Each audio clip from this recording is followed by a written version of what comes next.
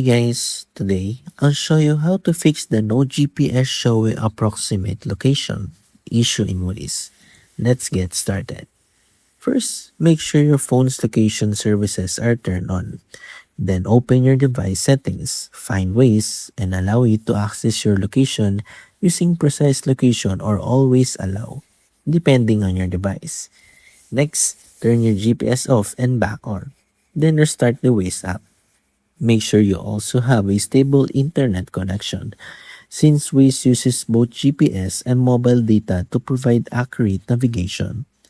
If the problem continues, disable battery saver or any power saving feature that may restrict Waze from running properly in the background.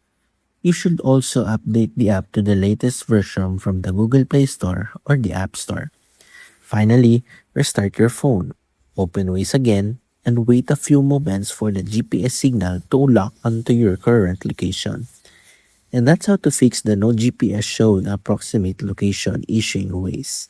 If this video helped you, don't forget to like, subscribe, and I'll see you in the next one. Thanks for watching.